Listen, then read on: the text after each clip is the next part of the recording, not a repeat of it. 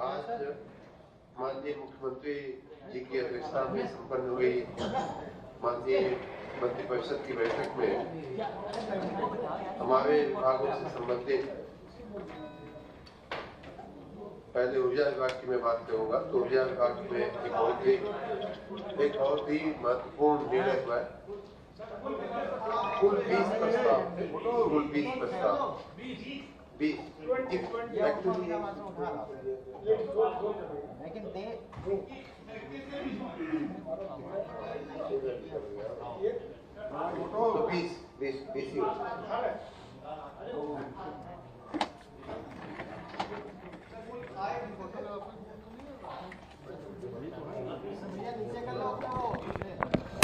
कुल 20 प्रस्ताव कहे जाएंगे।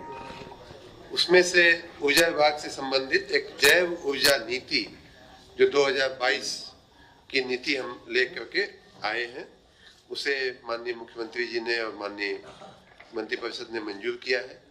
इस नीति की विशेषताएं मैं थोड़ी बताऊंगा।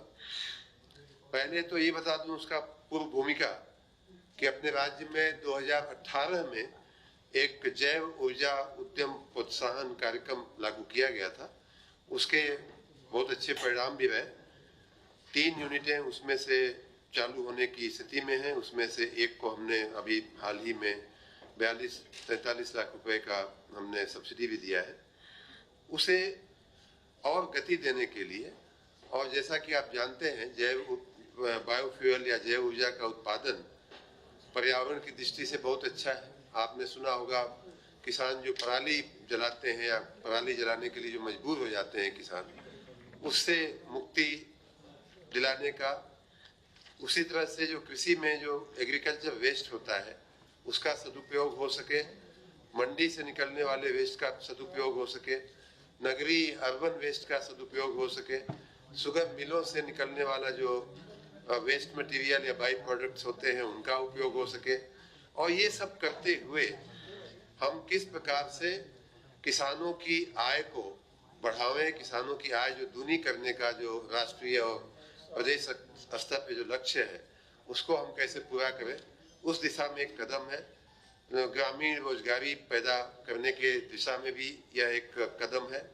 उसी तरह से जो हम ऑयल और गैस इंपोर्ट करते हैं, बाहर से मंगाते हैं, उसमें भी कमी लाने की दिशा में यह एक महत्वपूर्ण कदम है। तो इन सभी पासाओं को देखते हुए ये निर्णय हुआ और माननीय मुख्यमंत्री जी ने हम लोगों को प्रेरणा दी कि एक नई जैव ऊर्जा नीति बनानी चाहिए।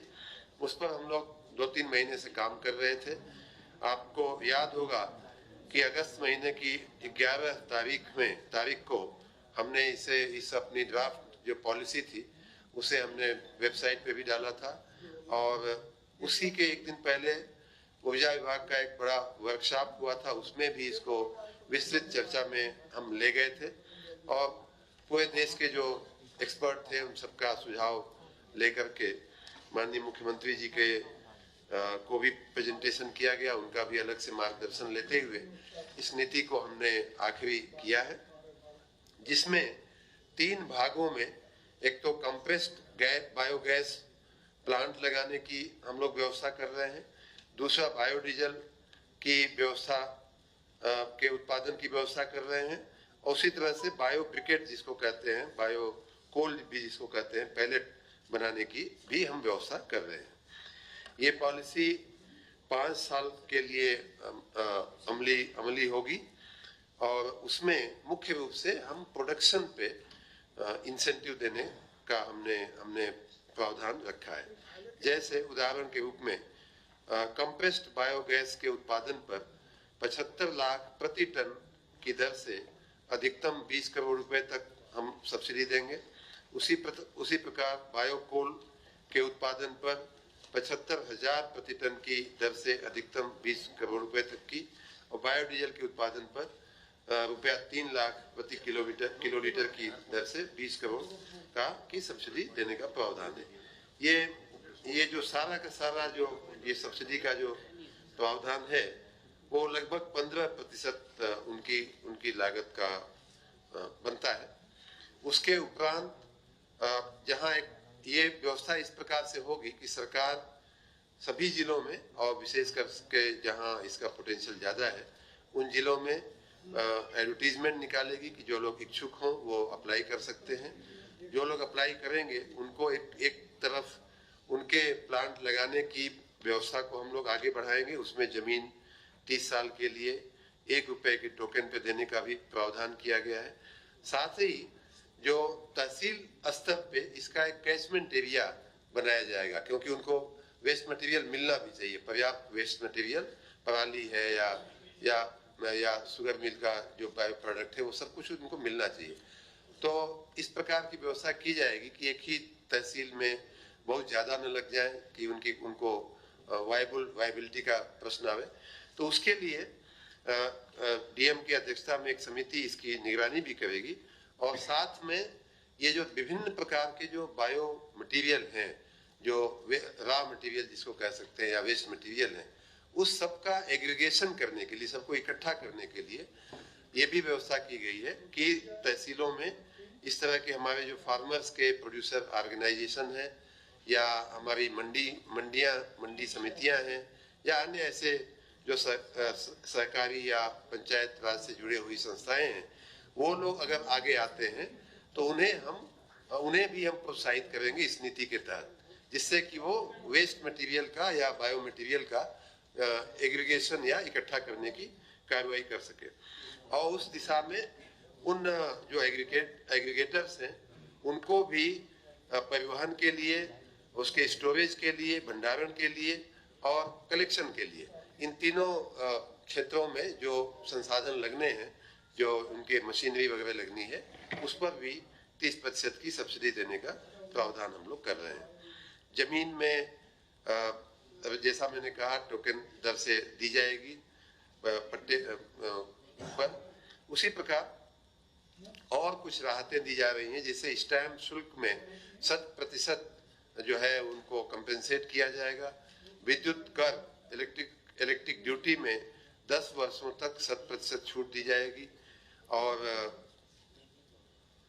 5 किलोमीटर तक अगर कोई प्लांट, क्योंकि ये प्लांट जो लगेंगे सामान्य रूप से देहात में या थोड़े से रिमोट एरियाज में लगेंगे, तो उनमें आने जाने का जो रोड का जो कांटेक्ट वो होता है, आवागमन होता है, वो इसकी स्थिति बढ़िया रहे, आ जा सके, रॉ मटेरियल आ जा सके।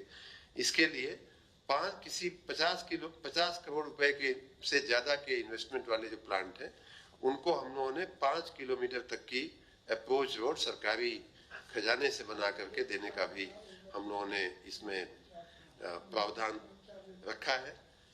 जो प्राधिकरण है उनके क्षेत्र में जो इस तरह के प्लांट आएंगे उनको डेवलपमेंट चार्ज में से भी 100% छूट देने का प्रावधान किया गया है।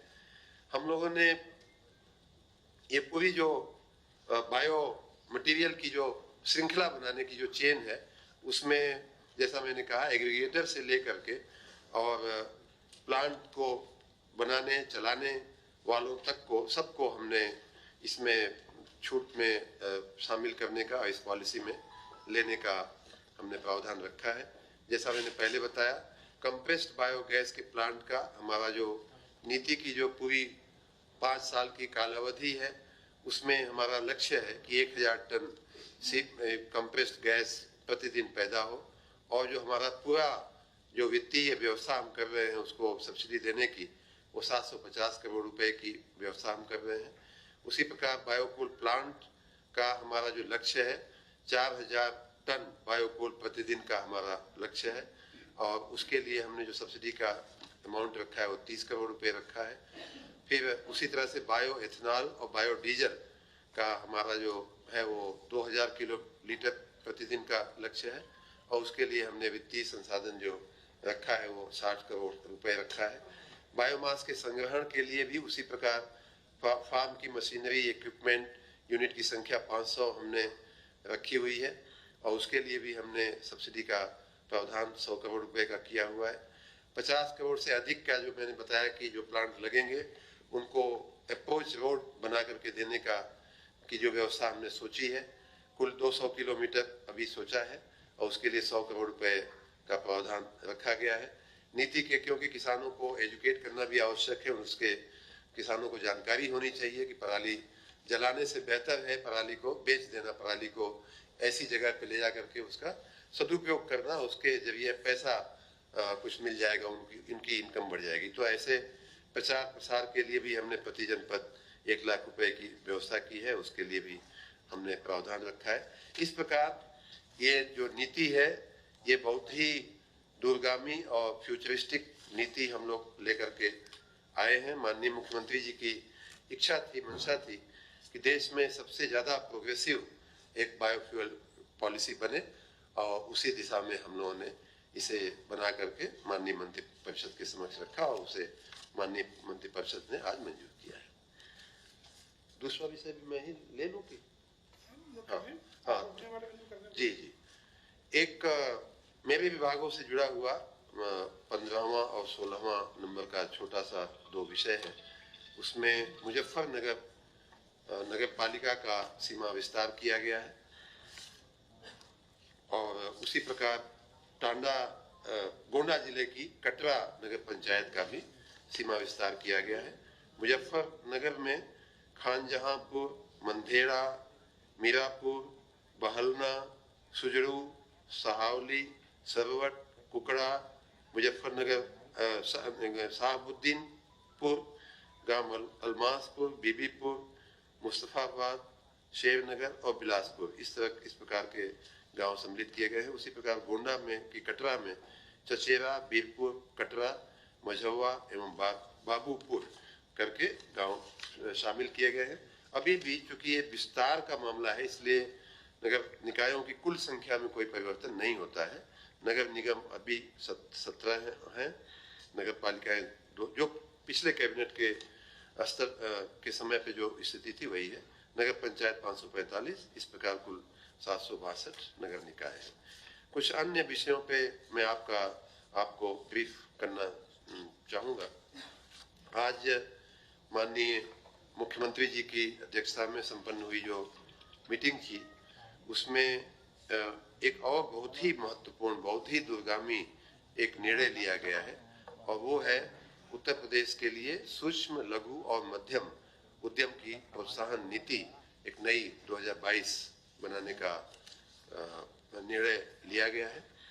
इस नीति के पीछे जो रणनीति थी वो ये था कि हमारे एक तो सभी क्षेत्रों का राज्य में, आप जानते हैं कि उत्तर प्रदेश में एमएसएमई जो है वो उत्तर प्रदेश के विकास की एक बहुत ही महत्वपूर्ण कड़ी है। देश की सभी एमएसएमईज का एक बहुत बड़ा हिस्सा उत्तर प्रदेश में है, लगभग 90 लाख यूनिटें हैं हमारी, और विभिन्न क्षेत्रों में वो काम करती हैं, लाखों करोड़ों लोगों को रोजगार देती हैं। इसलिए एमएसएमई सेक्टर हमारे लिए बहुत ही महत्वपूर्ण है। इस पूरी नीति जो 2022 की बनी है, उसके पीछे ये था कि सार्वत्रिक विकास हो, लोगों को रोजगारी मिले, हमारी जो सुविधाएं हैं उनका जो इंफ्रास्ट्रक्चर है उसका भी विकास हो। इन तमाम बातों को ध्यान में रखते हुए जो नीति बनाई गई है, उसके प्रमुख अंश ये हैं कि हर ग्रामीण क्षेत्र में एमएसएमई की स्थापना के लिए ग्राम सभाओं की 5 एकड़ या उससे अधिक भूमि चिन्हित करके उद्योग निदेशालय के हस्तांतरित करके उसमें एमएसएमई लगाने का प्रयास किया जाएगा। उसी के साथ एक बहुत ही महत्वपूर्ण निर्णय है जिसका बहुत ही दूरगामी असर होगा, और जिसके बारे में आप लोगों ने सुना होगा, काफी समय से इस बात की चर्चा भी हो रही थी कि हमारे जितने एक्सप्रेसवे बने हैं, माननीय मुख्यमंत्री जी ने कई बार ये बात कही है, आगरा लखनऊ एक्सप्रेसवे उदाहरण के रूप में, Purvanchal expressway, Bundelkhand expressway, Ganga expressway, ये सारे जो एक्सप्रेसवे बने हैं उनके इर्द दोनों तरफ औद्योगिक पट्टियां विकसाने की बात काफी समय से हो रही थी, और उसमें भी इस नीति के तहत ये निर्णय लिया गया है कि इन एक्सप्रेसवे के 5 किलोमीटर की दूरी के कॉरिडोर में 5 एकड़ या उससे अधिक भूमि एक स्थान पर उपलब्ध होने पर वहां जो है उद्योग अपना निदेशालय जो है वो और इंडस्ट्रियल क्लस्टर का विकास करेगा, और इस प्रकार से एमएसएमई के जो फैलाव है उसको हम लोग बढ़ावा देंगे। उसी प्रकार निजी क्षेत्र द्वारा अगर कोई 10 एकड़ उनके पास जमीन है या इस तरह का पार्क बनाना चाहते हैं तो उसे भी हम लोग प्रोत्साहित करेंगे। इसमें कई स्तर पे कई रूप में सब्सिडी देने का प्रावधान किया गया है। उन बातों के डिटेल में मैं नहीं जा रहा हूँ, आपको लिखित प्रेस नोट मिल रही है और ये बहुत ही एक फ्यूचरिस्टिक नीति बनाई गई है जिसके बड़े अच्छे दूरगामी परिणाम आएंगे। राज्य योजना, अगला एक मुद्दा ये है कि राज्य योजना आयोग का पुनर्गठन करने का निर्णय लिया गया है। आपको याद संज्ञान में होगा कि हमारे राज्य में, उत्तर प्रदेश में, जो हमारा राज्य योजना आयोग है उसकी रचना 24 अगस्त 1972 को हुई थी। 1972 24 अगस्त 1972 को हुई थी। और भारत सरकार में आपको याद होगा कि माननीय नरेंद्र मोदी जी के प्रधानमंत्री बनने के बाद जो पुराना जो योजना आयोग था भारत सरकार का, जिसकी रचना 1950 में हुई थी, उसकी रिस्ट्रक्चरिंग करके और उसमें काफी कुछ उसके काम काज में परिवर्तन करके, उसकी फ्रेमवर्क में परिवर्तन करके नीति आयोग की रचना की गई। उसी के ढांचे पर, उसी दृष्टिकोण से राज्य में अपना जो पुराना 1972 का जो ये अपना आयोग था, योजना आयोग था, उसको रिस्ट्रक्चर करते हुए सबसे पहले तो उसका नाम अब स्टेट ट्रांसफॉर्मेशन कमीशन STC होगा। उसमें स्टेट ट्रांसफॉर्मेशन कमीशन STC, उसके अध्यक्ष माननीय मुख्यमंत्री जी होंगे। जो उसके पदेन सदस्य होंगे उसमें माननीय वित्त मंत्री जी होंगे, माननीय अपने उप मुख्यमंत्री द्वय होंगे, माननीय कृषि मंत्री जी होंगे, माननीय समाज कल्याण मंत्री जी होंगे, माननीय पंचायत राज मंत्री जी होंगे, माननीय औद्योगिक विकास मंत्री जी होंगे, माननीय जल शक्ति मंत्री जी होंगे, नगर विकास विभाग के मंत्री होंगे और माननीय जो राज्य मंत्री नियोजन विभाग के हैं वो उसमें पदेन सदस्य होंगे। उसी प्रकार जो स्टेट ट्रांसफॉर्मेशन कमीशन बन रहा है उसके उपाध्यक्ष के पद पर कोई ख्याति प्राप्त लोक प्रशासक या शिक्षाविद या इकोनॉमिस्ट या अर्थव्यवस्था से जुड़े विषय के विशेषज्ञ को लिया जाएगा, जिसे माननीय मुख्यमंत्री जी नामित करेंगे। और जो एग्जीक्यूटिव कमेटी जिसको बोलते हैं, शासकीय पदेन सदस्य जिनको कह सकते हैं, उनमें माननीय मुख्य सचिव होंगे, कृषि उत्पादन आयुक्त जी होंगे, औद्योगिक एवं अवस्थापना आयुक्त होंगे, समाज कल्याण आयुक्त या अपर मुख्य सचिव, जो भी प्रमुख सचिव उस विभाग के जो भी उस समय होंगे वो होंगे। कुछ विभागों के अपर मुख्य सचिव या प्रमुख सचिव या सचिव जो भी उस समय ऑपरेशनल हो अधिकारी, उन विभागों में वो होंगे। और वो विभाग वो हैं, वित्त विभाग है, कृषि विभाग है, नगर विकास विभाग है, ग्राम विकास विभाग है, चिकित्सा स्वास्थ्य एवं परिवार कल्याण विभाग है, अवस्थापना एवं औद्योगिक विकास विभाग है, सिंचाई एवं जल संसाधन विभाग है और नियोजन विभाग है। जो गैर सरकारी भी सदस्यों को नामित करने या आमंत्रित करने की इसमें व्यवस्था रखी गई है, जिन्हें माननीय मुख्यमंत्री जी नामित करेंगे। उनमें सामाजिक सेक्टर से संबंधित विषय विशेषज्ञ होंगे, कृषि एवं संवर्गीय सेवाओं से संबंधित विषय विशेषज्ञ होंगे, अर्थव्यवस्था एवं वित्त क्षेत्र से संबंधित विषय विशेषज्ञ होंगे, औद्योगिक विकास या निवेश या प्रौद्योगिकी या ऊर्जा क्षेत्र से संबंधित भी विशेषज्ञ होंगे।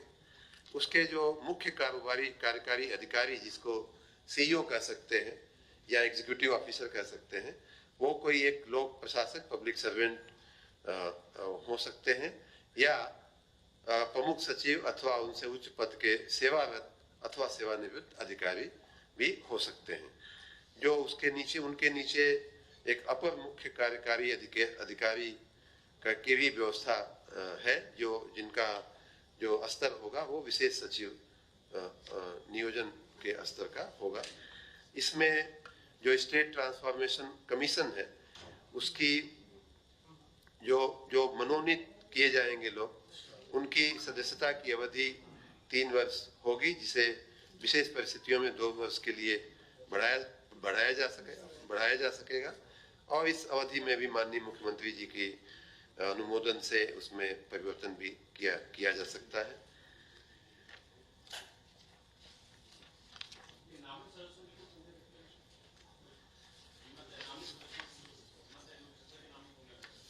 प्रेस नोट मिल रही है आपको, इसमें ये सब डिटेल। नामित में जैसा मैंने कहा, पदेन सदस्य जिनको कहते हैं, नामित तो उन्हीं को कहा जाए। बाकी नामित में माननीय मंत्री वित्त विभाग, माननीय मंत्री कृषि विभाग। हाँ, अच्छा, ओके। नहीं, अभी वो सब कुछ माननीय मुख्यमंत्री जी के उस पे रखा गया है। किसी क्षेत्र में 1 भी हो सकते हैं, किसी क्षेत्र में 2 भी हो सकते हैं। ऐसी कोई संख्या मर्यादा नहीं है माननीय मुख्यमंत्री जी। ये आयोग जो है, ये जैसा कि आपने देखा है, और पहली बात तो ये कि पहले का जो हमारा योजना आयोग है, उसके कुछ कार्य ऑलरेडी निर्धारित हैं, वो कार्य तो होंगे ही होंगे। लेकिन विशेष रूप से नीति आयोग जिस प्रकार एक थिंक टैंक के रूप में काम करता है, और अलग अलग क्षेत्र के जो विशेषज्ञ हैं उनसे वो संवाद करते हैं, उन विशेषज्ञों की राय लेकर के किस क्षेत्र की क्या नीतियां होनी चाहिए, क्या वर्तमान नीतियों में क्या परिवर्तन किया जाना चाहिए, ये पूरा जो कार्य है वो लगातार चलता रहता है उनका। तो इस प्रकार के कार्य ये हमारा स्टेट ट्रांसफॉर्मेशन कमीशन करेगा, और प्रदेश की अर्थव्यवस्था को आगे ले जाने के लिए तो पहला तो है कि पॉलिसी फॉर्मुलेशन में जो थिंक टैंक का जो काम है वो एक बहुत बड़ा काम है, और उसे हमारा ये करेगा। दूसरा हमें पूरा कर लेना है। दूसरी बात कि जो कुछ नए नॉलेज, नई स्किल्स या नवाचार आते हैं, जो इनोवेशंस होते हैं, उन पे भी नीति आयोग काफ़ी रिसर्च और ये करता रहता है, तो उसको भी ये लेने का प्रयास करेंगे।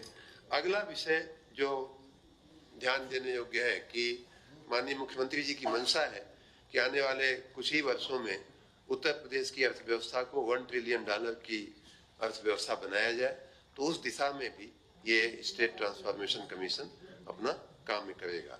और जो हमारे संसाधन है, भौतिक संसाधन, वित्तीय संसाधन, जनशक्ति के जो संसाधन है, उसके सर्वोत्तम उपयोग की क्या नीति हो सकती है, उसके बारे में सुझाव देने का कार्य करेगा। हमारे जो नेशनल एजेंडा है, उन नेशनल एजेंडाओं के मद्देनजर और अपने राज्य की जो पॉलिसीज हैं, उनका भी कैसे क्रियान्वयन हो, उसमें कैसे आगे बढ़ा जाए, उन कार्यक्रमों पर भी ये कमीशन सुझाव देगा।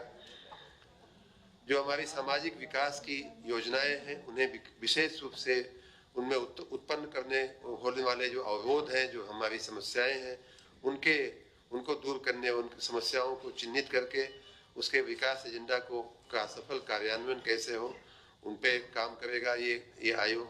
पीपीपी मॉडल के माध्यम से जो हमारे उपलब्ध वित्तीय संसाधन हैं, उन संसाधनों को कैसे हम आगे बढ़ावें, कैसे हम उनका सदुपयोग करें, और जो हमारे कार्य हो रहे हैं वो आउटकम बेस्ड कैसे हो, प्रतिफल उसका कैसे मिले। हम काम तो करते हैं, योजना की काम होता है, लेकिन क्या लक्षित जो प्रतिफल है या आउटकम जिसको बोलते हैं, तो एक आउटकम बेस्ड परफॉर्मेंस की जो थियरी है, उस थियरी पर भी ये आयोग हमें आगे ले जाने का काम करेगा।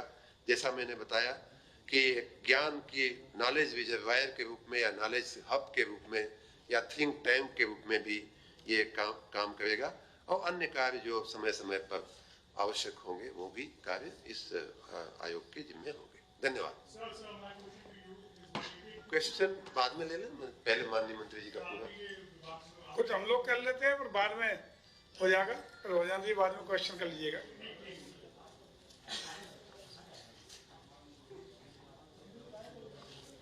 उत्तर प्रदेश राज्य में उप निबंधक कार्यालयों में जो संपत्तियों की रजिस्ट्री के विलेख का 2017 से डिजिटाइजेशन के द्वारा रजिस्ट्रीकृत करने का कार्य ऑलरेडी चल रहा है, लेकिन आज कैबिनेट ने निर्णय लिया है कि 2017 से पूर्व 2002 तक का जो भी इस तरह की संपत्तियों के विलेख हैं उनका भी डिजिटलाइजेशन करा के उनको पूरी तरह संरक्षित और सुरक्षित करने का काम किया जाए।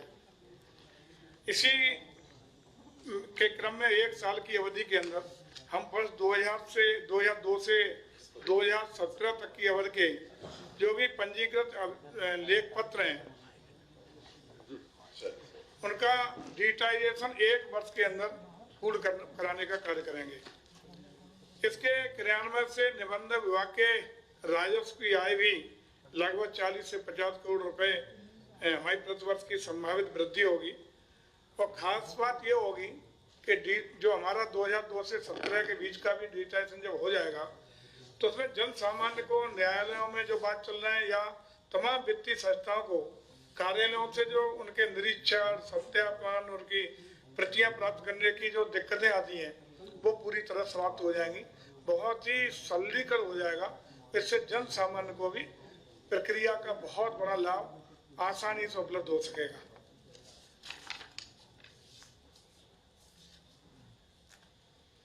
जनपद, जैसा कि हम सब जानते हैं कि अयोध्या इस समय ऐसी नगरी है जिसके प्रति आकर्षण, जिसके प्रति पर्यटकों का आवागमन और पर्यटकों की संख्या बहुत तेजी से बढ़ रही है।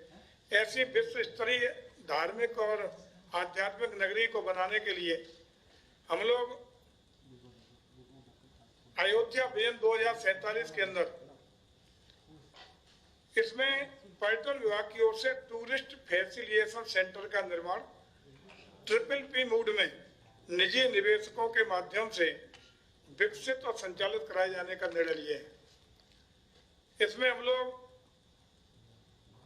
अल्प व्यय के अंतर्गत सुविधाजनक बजट में यात्री निवास, होटल, डोरमेट्री, MP थिएटर का निर्माण, पार्किंग, अंडरग्राउंड पार्किंग का निर्माण और तमाम जो पर्यटकों के लिए बेसिक सुविधाओं को देने का काम करेंगे।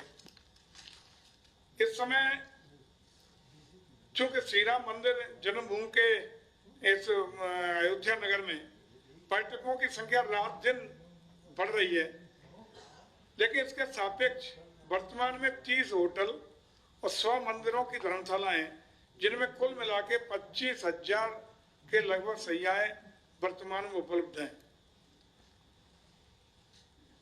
लेकिन जब हम लोग ये अपना फैसिलिटेशन सेंटर तैयार कर देंगे उसके बाद इसमें गुणात्मक रूप से रुकने की, ठहरने की, संसाधनों की वृद्धि के साथ साथ अंडरग्राउंड पार्किंग में 250 कारों का पार्किंग भी आसानी से करना संभव हो सकेगा। ये आज निर्णय माननीय कैबिनेट द्वारा लिया गया है, इसकी स्वीकृति दी गई है। 2047 अयोध्या विजन 2047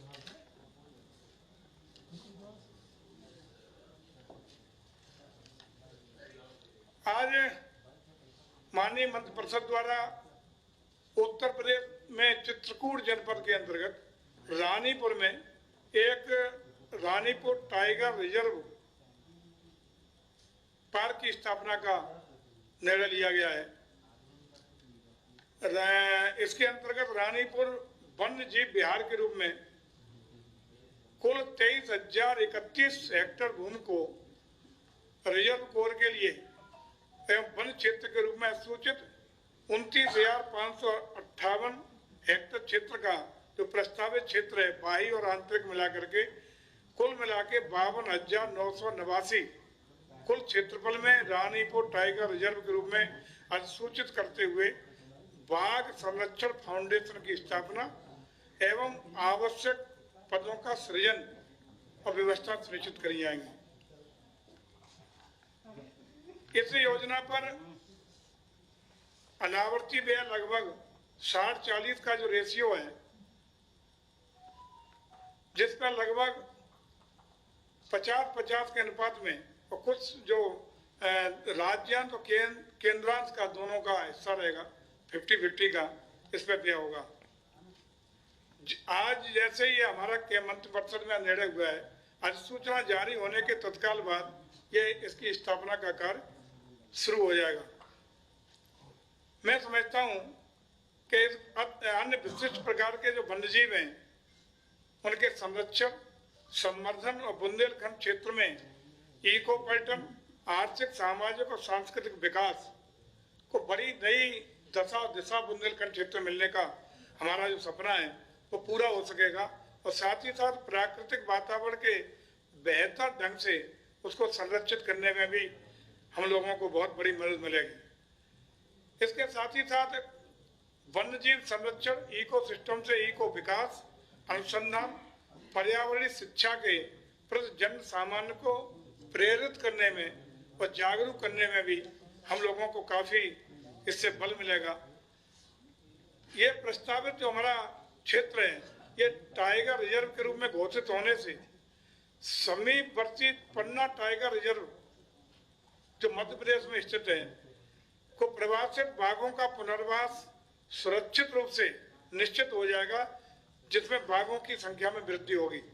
पन्ना जो हमारा टाइगर जो मध्य प्रदेश वाला जो पन्ना टाइगर रिजर्व है, वहाँ जल भराव की समस्या प्राय रहती है, जिससे वहाँ के जो वन्य जीव हैं उनको कहीं न कहीं बरसात के मौसम में असुविधा होते हैं और इधर उधर उनको जगह नहीं मिलती। उसका आबादी के क्षेत्र में जाने से कहीं कहीं उनको शिकार भी होना पड़ता है, लोगों के द्वारा उनका आघात भी कर लिया जाता है, तो वो संरक्षित भी होंगे और हमारे इस वाले टाइगर रिजर्व में उनको संरक्षण और सुरक्षा मिलने का काम भी पूरा हो सकेगा।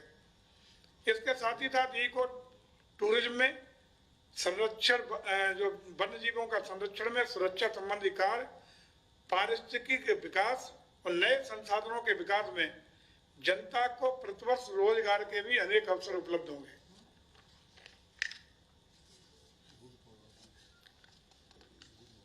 अभी जैसा कि आपके संज्ञान में कि पूरे प्रदेश में लगभग 58,189 ग्राम पंचायतों में ई डिस्ट्रिक्ट पोर्टल पर ऑनलाइन सुविधा देकर के हम लोग ग्राम पंचायत में 15 रुपया चार्ज करके आय प्रमाण पत्र, जात प्रमाण पत्र, इस तरह के 143 तरह के प्रमाण पत्र वहाँ के उसी एक ही स्थान पर देने का काम कर रहे हैं। उसका चार्ज 15 रुपया हम लोग पहले ही निर्णय ले चुके थे, जो गांव पंचायत के खाते में जमा होना था। क्योंकि हम लोग इस तरह के जो ग्राम पंचायत को काम ये कर रहे हैं, वो पंचायत सहायक, उसका नाम है डाटा एंट्री ऑपरेटर, जो संविदा पे आउटसोर्सेज से हम लोग उसे लिए हुए हैं। उसको प्रोत्साहन के स्वरूप हम लोगों ने आज तय किया है कि 15 रुपया में से 5 रुपया प्रोत्साहन राशि के रूप में उसको दिया जाएगा और अवशेष जो धनराशि होगी वो पंचायत निधि के खाते में जमा कराई जाएगी। इस तरह का थोड़ा सा परिवर्तन करके हम लोगों ने एक हमारा जो डाटा सहायक है उसको भी प्रोत्साहित करने का काम किया था, और बेहतर अपनी सेवाएं दें, उसका इंटरेस्ट जनरेट हो और साथ ही साथ और बेहतर सुविधाएं लोगों को मिल सके। गांव में ही सारी सर्टिफिकेट उसको जारी हो सके, कहीं उसको तहसील और ब्लॉकों में इधर उधर भटकना न पड़े। इसको और सुचारू और अच्छा बनाने के लिए आज हम लोगों ने इसको थोड़ा सा संशोधन करने का निर्णय लिया है।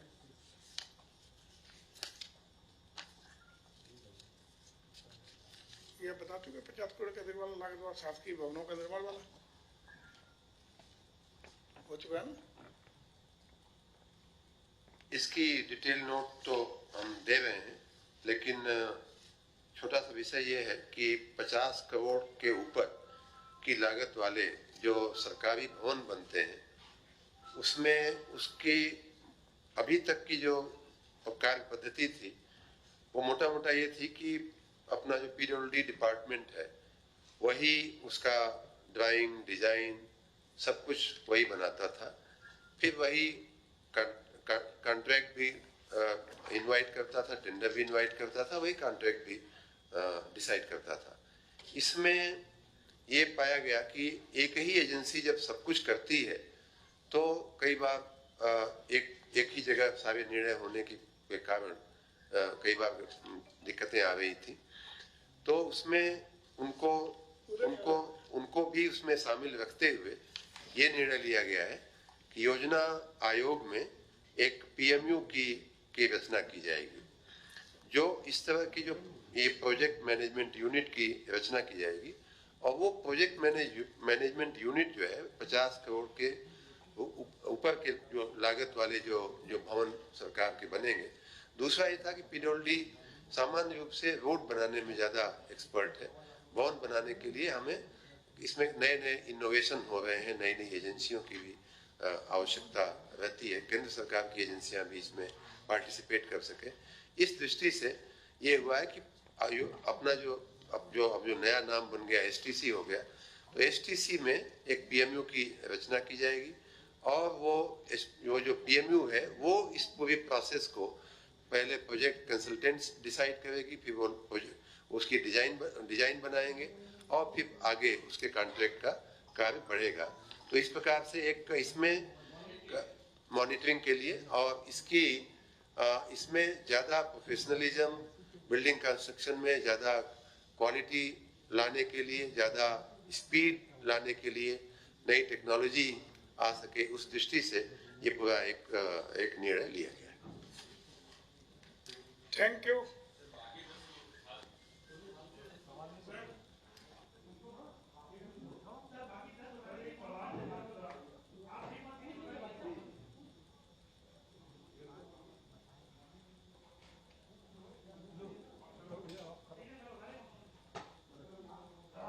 बाकी 10 के लिखित आपको प्रेस नोट दे दिए जा रहे हैं,